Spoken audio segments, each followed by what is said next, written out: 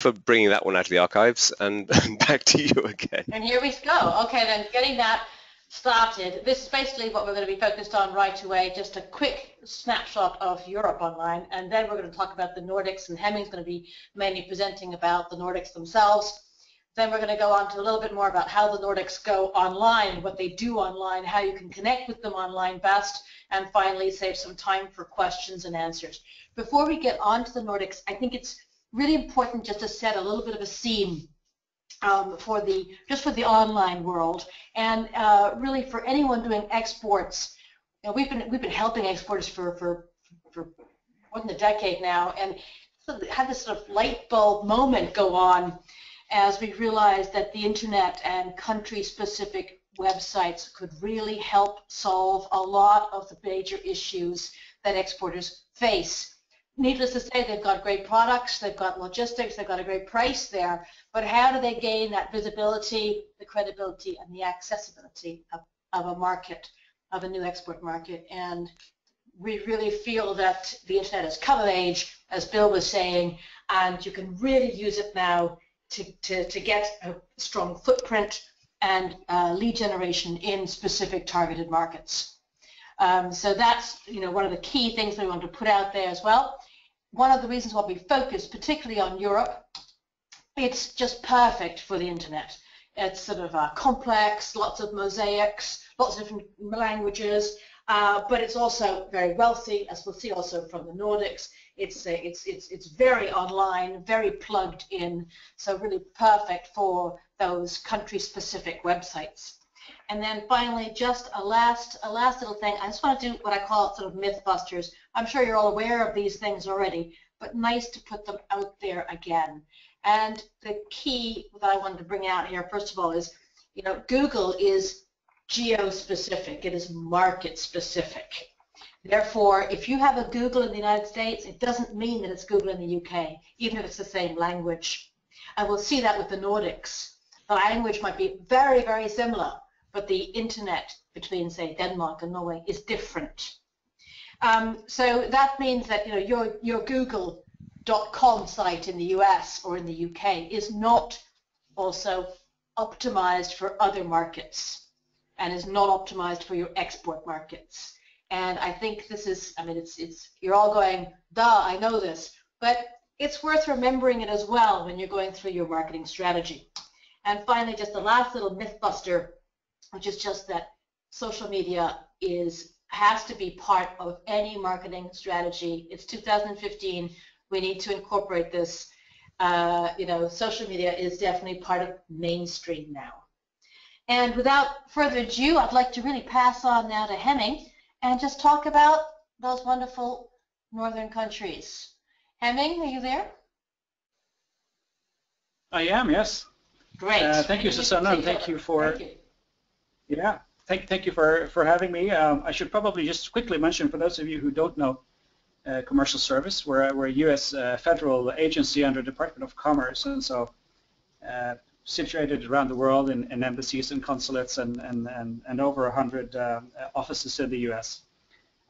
Let me just really quickly give you some context on the region. And I'm sure all of you know what the Nordics is, but there's a couple of terms being used for the region, and one of them is the Nordics, and that includes Norway, Sweden, Denmark, Finland, and also Iceland. And we're not going to discuss Iceland today. It's an independent republic since 1944, and with 330,000 people, it's not very large. Sometimes used for a test market, though, and seafood and geothermal energy are some of the sort of key markets there. But what I wanted to say is that the Nordics are those countries. Sometimes we use the word Scandinavia also, and normally that is Sweden, Norway, and Denmark. And just for a comparison, the northern part of Norway is on the 71 degree north latitude, which is about 10 degrees north of Anchorage, Alaska, and you know, despite that, you know, the area is ice-free, fully connected, and very much on any grid. So this is a little unique northern area. Bill, did you have a poll at this time? Yes, Hemming, thank you for that. So during this webinar, we're going to run 4 separate little polls. And the first one, just while we're talking this, we'd be very interested to know, Hemming just introduced you to the Nordic countries. Which of you are doing business in Nordic countries right now, and which ones? So we're looking here at Sweden, Finland, Norway, and Denmark. So I see some results coming in at the moment. Sweden definitely getting the lion's share, and I'm sure we can get a few more votes. We've got about half of you having voted already. Thank you. The rest of you need to find your mice, and interesting. So, well, let me close that. Thank you. And Hemming, just so for your benefit, the results showed about 60% of people doing business in Sweden, about 60% in Norway, about 50% in Denmark, and 30% in Finland. So a really good spread across there. So Hemming, back to you. Thank you, Bill. That's very interesting and interesting knowledge, and not surprising. Sweden being the largest market in capita and in absolute terms. Out of 25 million people, Sweden then has almost 10. And so, and these 25 million people are living in an area that are similar to the size of twice of Texas. It's a pretty large area, and the capitals are sort of in the south. Copenhagen, Helsinki, Oslo, and Stockholm. Denmark, Norway, and Sweden are the monarchies, whereas Finland and Iceland are republics. Let me say just two words on the languages, because that can get complicated. Let me put it this way: Norwegian and Danish are very similar in writing. When spoken, Norwegian and Swedish are, I'd say, closer, and we tend to say Danes have problems understanding themselves. But we can certainly understand Danes as well, both from Sweden and Norway. Dialects are very strong in the region, and finally Finnish is entirely different than the other languages. But they do learn Swedish at school. So on the next slide, a couple of words on sort of the general culture of the region. An interesting point, I guess, is, out of the 25 million people, wealth is evenly distributed. And so that means most people are, I'd say, capable consumers. And so the 25 million market is really larger than it looks. These countries are all, high tax type countries with welfare states and everything taken care of, school and healthcare systems, similarly structured in that way. There are 4 currencies. Finland uses the euro, and everyone else uses their own. When it comes to the kroner, which is independent currencies in Denmark, Sweden, and Norway, these are small currencies and do fluctuate and can be, for example, the Norwegian kroner is very dependent on the oil price. There are a few challenges with 4 different countries, with VAT and taxes and logistics being one. VAT, by the way, is not a competitive disadvantage. It's a common misunderstanding sometimes. VAT is something that every consumer pays, and it's really the same, for your competitors. There are definitely some similarities, and that sharing a history, there's definitely similar cultures. For example, Norway has been a part of both Denmark and Sweden. Next slide, just really quickly, the size of the market can be compared some other larger markets that I'm sure you're familiar with, Australia, India, and Canada. And so sometimes these markets aren't sort of considered very large independently, but in combination, they definitely punch above its weight, as many say.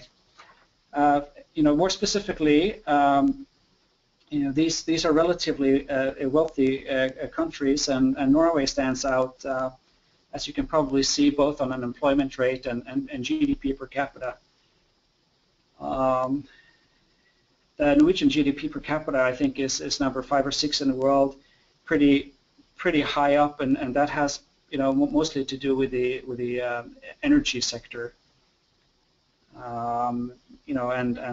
Recently having been the second largest exporter of natural gas globally, and then I think ranking number 6, 7, or 8 on crude oil exports. It's certainly given the economy a boost over the last decade or maybe 2 decades, and it created a sovereign wealth fund that is now the size of GDP and the largest one in the world, and supposed to be used for a rainy day and for future generations.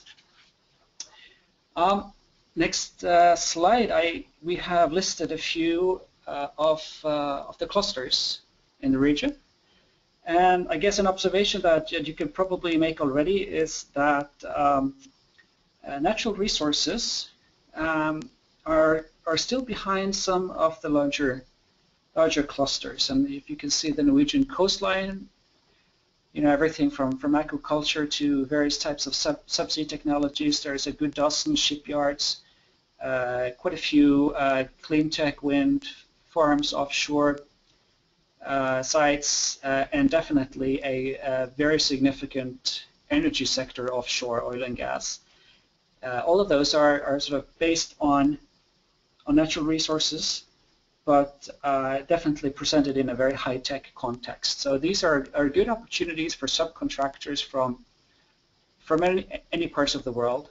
U.S. companies are, significantly present in a country like Norway. When it comes to Finland and Sweden, you see from this view, there's also some natural resources there, sort of inland type, biomass, biofuels.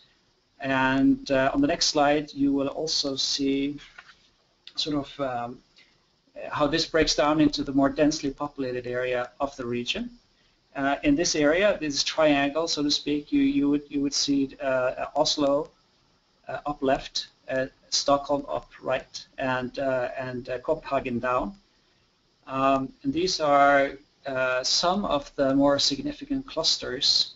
Obviously, Volvo being in Gothenburg with automotive, it's very vibrant and going strong. There's some Sweden and Denmark in particular have very significant biotechnology companies.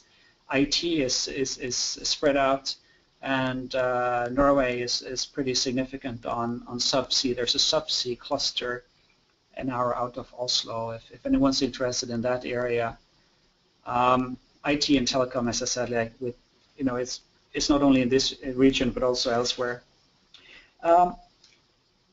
All right, going over to only really giving you on the next slide some of the iconic products, I guess. And, there's not much science that goes into these slides, but so you can see Denmark here. There's some stereotypes of the countries. Danes see themselves as happy people, and Swedes are seen as organized. The Finns are sort of the quiet cousin, and the Norwegians are very sort of Puritanian in nature, maybe. But these are again stereotypes and culturally very, very, very similar. The truth is, these countries are very close, and in a way, for that reason, they are also, there's some rivaling, going on between, especially when it comes to the winter sports, and Sweden, Finland, and Norway compete again in skiing and on the summer sports and football, soccer. Denmark, Sweden, and Norway are really sort of trying to lead. So as you can see, some of these icons here in Sweden, for example, I'm sure you recognize them. You know, Volvo and Spotify, IKEA, Ericsson, ABBA, etc., etc. And so Finland, finally, I think it's coming next with Nokia, Marimekko, etc. Bill, do we want to do a poll here? Yeah, Hemming, thank you so much. That was great. We're just about to dive into talk about the routes to market, and so just before we do that, I would love to run a very quick poll, which is all about what are or would be your routes to market for the Nordic countries. So same procedure. I'd love to get your thoughts on how you think the best way to deal with the Nordic countries is, and what you're doing right now. So we're getting very strong preference, Hemming, Susanna, for the third-party agent, the distributor rep approach, a little bit towards the other side. Okay, when almost everyone's voted, I see. Interesting. Let me just share the results of this with everybody. So that's what we came up with. So clear preference for a third party such as distributor, rep, or agent. Some people going with their own sales team, local office, and very little in the online or e-commerce area, about 8%. So with that, Susanna, back to you. Thanks very much, Bill. And that is an interesting poll because, I mean, as Hemming has pointed out, and this very vibrant, rich, wealthy, plugged-in place. And I thought we'd share this slide here about e-commerce in Europe. There's a lot of numbers on it, but you remember you'll get all the slide deck. What's really interesting about this slide, I think, is that the further north you go, more and more penetration rate in terms of e-commerce. And this is B2B and B2C. It's not just B2C. This is total e-commerce. And in terms of, it's both the percentage of people who are regularly shopping online and the average spend per year. The UK is obviously the European champion on spending per annum per person. But you know, the Nordics are right up there at $630 per year per shopper. And as I said, and you know, 90% are shopping online on a regular basis. And as I said, again, this is both B2B and B2C. So these are extremely plugged in places, and we'll go back to that again.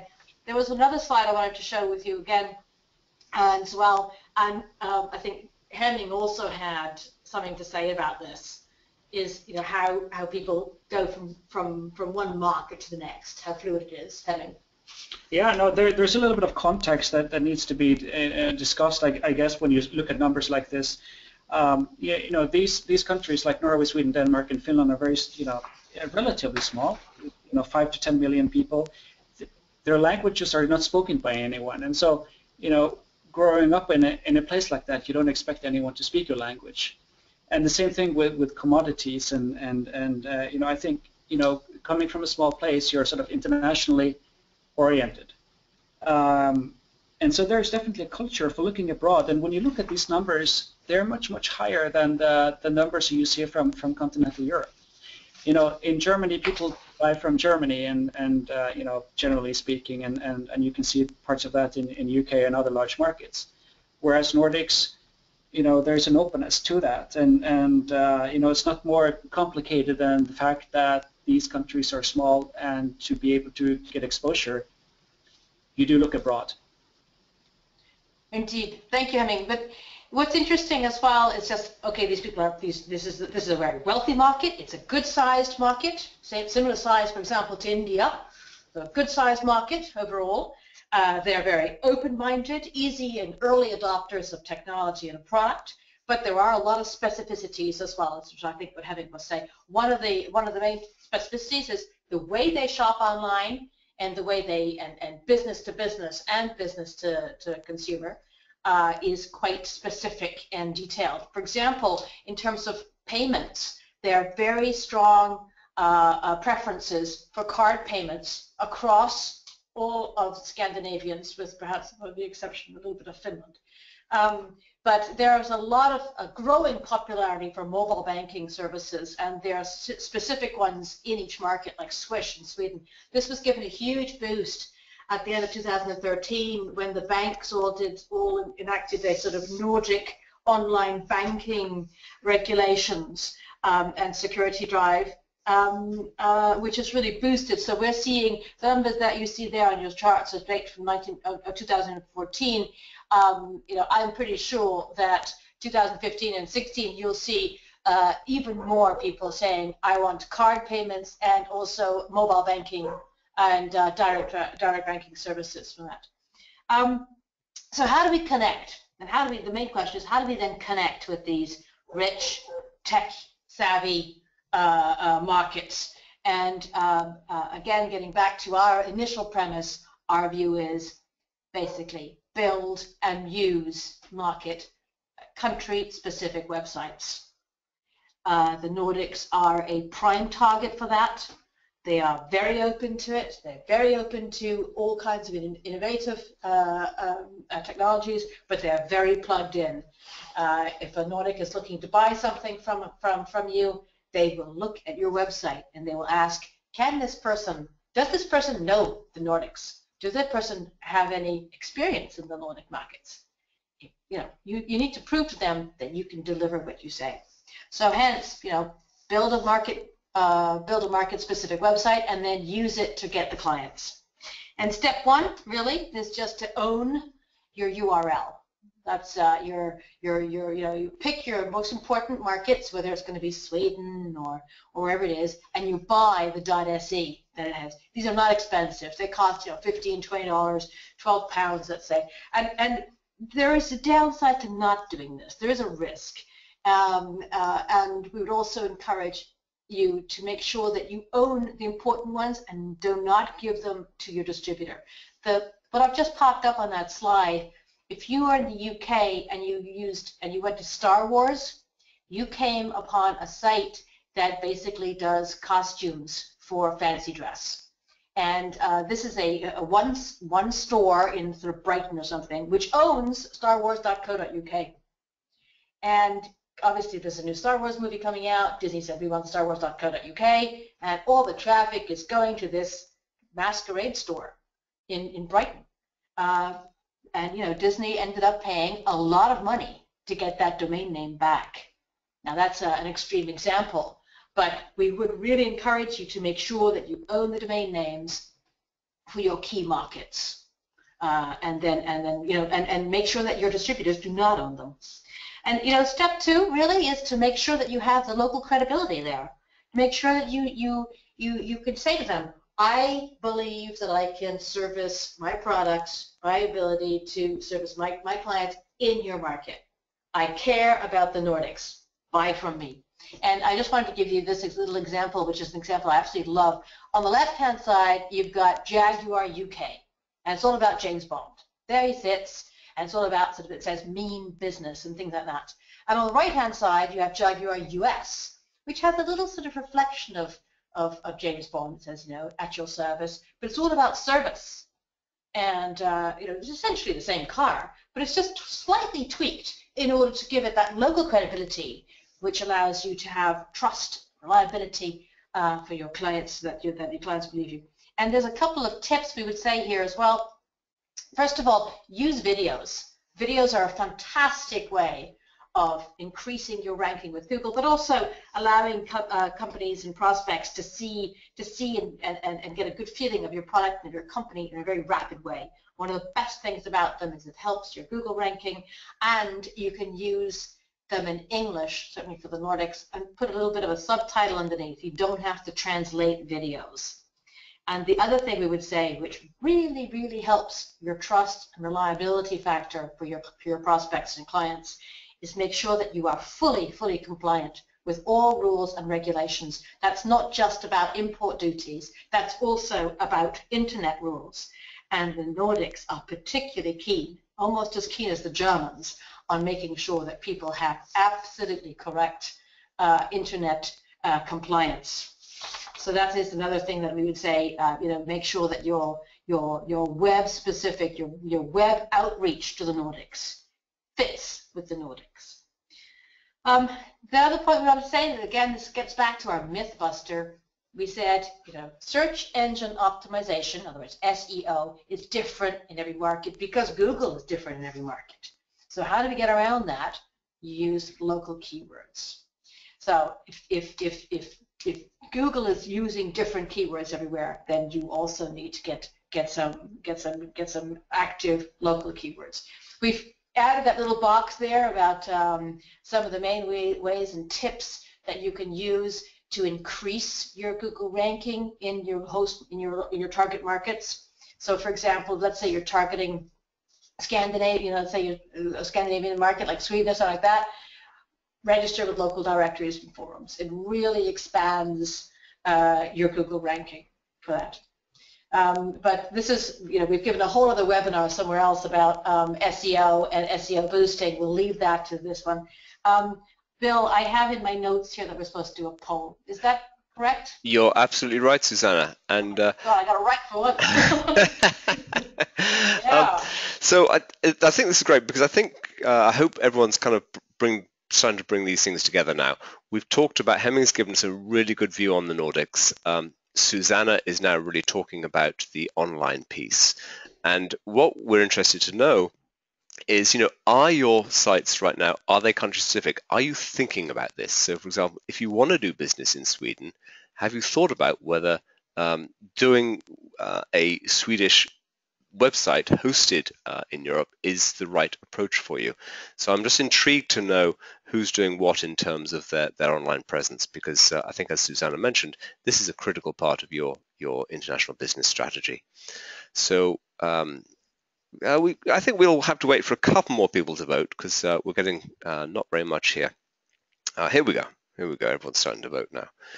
So interesting. So we have a lot of people multilingual. About a third, almost half with the URLs. Interesting. Okay, let me close this now and I'll just share the results with you so you can take a quick look. So 71% of you say that you're running multilingual sites, which is great, but only 14% geolocated and just under half with and the same also for URLs and search engine optimization locally. Less than a third of you are actually doing any social media adaptation for your local, for your international markets. So interesting. Susanna, I'm sure you got some thoughts on that. Back to you. Thank you, Bill. If you've bothered to go through the expense and effort of translating your website and you're not geolocating it and you're not embedding it and using it actively in terms of social media, you're not really using it to its maximum, shall we say, to put it politely. There was one thing I wanted to show you all in terms of how important Google is. In the United States, Google has a market share of about 66%, 67%. In Europe, it's about 90%, and in the Nordics, it is pretty well 100%. So Bing is not around in the Nordics, So you really have to make sure that Google likes you and your site. You really have to make sure that you're very local, very active, and that's how, that's basically how Google ranks companies. So if you want your Swedish targets to find you easily, make sure that you're make sure that you're well optimized for Google. And again, I'm just to reiterate that poll that said that they're not using a lot of social media in terms of your marketing for strategies. I think we would really encourage you to reach out and use social media much more. One thing that we found really interesting was, particularly with the Nordics, is that they have the social media use is amongst the very highest in all the world. Finland's a little bit lower, but Sweden, Denmark, Norway, and Iceland are amongst the top countries in the world for social media. And again, this is not the 2014 numbers. They've increased significantly even since then. And those are not only B2C. Those are not only consumers and households using that. It is B2B social media. Looking, and what's nice about the Nordics as well, you don't have to bother with some strange, local competitor. If you're focused on the 3 big ones, Facebook, LinkedIn, and Twitter, you will get the traction you need in terms of your social media if you're directing it towards the Nordics, because there are very few domestic challengers. Unlike a lot of markets, unlike say Germany, unlike France, you have very few domestic challengers for this, which is great. Then finally, just to sort of round up, and we're conscious of time, we'll leave a few minutes for questions.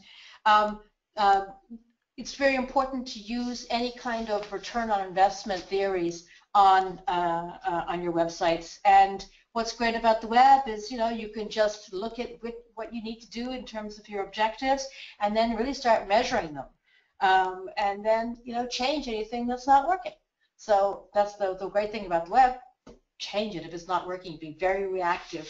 And the Nordic markets present a particularly good case, as they are very reactive markets. They're very sort of plugged-in markets. You can test products, you can test reactions, test marketing strategies, and get a very fast return on that. Right, that's sort of it in terms of me, unless we have any more polls, Bill? Yes, Susanna, this last one is really just to get people thinking about what they're doing with their sites, because everything you've been saying just now is all about using sites in local markets for your international development. And what I'd like to do is just get people to think about, now, what are your objectives with your home country website? So the site you run in, whether in the US, your US site, or if you're in the UK, your UK site. And just think about, if these are the objectives for your site in your home country, think about what you would want your objectives to be for your site overseas. And they might be different, and that is one of the critical things. Susanna was talking earlier about the Jaguar Cars site with clearly different objectives, and we just want you to sort of start thinking about that. And I'm just about to close this, so last couple of votes. Awesome. Okay, so let me just share this with you, see what it looks like. So over half of you are using your sites for prospect and client acquisition.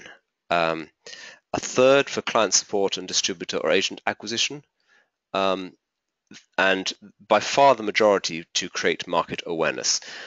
I think, Susanna, you have to agree with me here that the number of people we see who say they're committed to international business development who do not have localized websites in the countries they say they're targeting is phenomenal. And to me, it's just a big disconnect. I agree with you, Bill, but what I can also say is everybody recognizes that your website is crucial to evaluate. If you've got a prospect, if you've got a candidate, if you've got a prospect, you know that prospect will go on your website. You know that they will check you out and look at you. And so, that's so clearly your website is very important as a sort of a brand, and that's why we're sort of keen to say, don't let your brand, don't let your URL, for example, fall with your distributor. And equally, your website is your main, can be used now as your main generator for new prospects and leads in new markets, and that's why we think it really is an exporter's best friend. We've talked to so many head of export, head of business development, head of international sales in companies, and they are really struggling with limited resources. But once they get their head around using their internet, using their online presence and market-specific websites, a lot of other things fall more easily into place. And that's our key message for this webinar. And I think that we now have, hopefully, do we have some time for some questions? Susanna, we are running a little long, but we have had a couple of interesting questions I would like to focus on, if I may. I think the first one is probably best suited for Hemming. And the question was, can one distributor agent, whatever, importer cover all of the Nordic countries? Hemming, is that one you can answer for our attendee? Yeah, I can try. Yeah, Bill, I can try. And that is a question that we very often get from US companies interested in the Nordic market. And the answer is it can happen. It can definitely happen, but it is a little, it's not safe to rely on that. And so if that is your plan A and you don't have a plan B, you may get disappointed. But depending on the industry, this is very, very industry specific. You can find someone who really have the network, either access to end users or access to distributors in these countries, and typically you would have one strong, two okay, and then 1 weak. It wouldn't sort of be 100% in all 4 markets. Got it. Hemming, thank you. And I'm sure commercial services can help companies in that arena too. Yeah, absolutely. Okay. The second question, I think, well, there's kind of 2 parts here, and I think maybe, Michael, this one's a good one for you. We had 2 questions. One was about, do we have to have separate websites for each of the Nordic countries? And the second part was about, actually, this is really interesting. With people who've seen like a landing page, let's say in Swedish, and the rest of the site in English. Could you touch on those, Michael? I think that's a good one for you. Yeah, sure, Bill. In an ideal world, of course, you have a site for each country, but we're all not in an ideal world. So I always recommend starting with Sweden. It is the largest country in the Nordics, and then really, as Hemming said, the other Nordic countries at least will be able to read the site, and you can then work out from there where your priorities lie. My view on the single landing pages, yes, they're good to start getting the message to a country. So if you're going to do anything, it's better than doing nothing at all, but not as ideal as having at least one full site, let's say in Swedish or your primary Nordic market. Great, Michael. Thank you so much. I want to wrap up now, I think, just thinking about time. So a huge thank you, Susanna, Hemming. Great presentation. Michael, thank you for your support as well. I think it's gone very well today. I hope this has given you really a new window of insight on the Nordics, that what's strong there, how to reach this market, and why it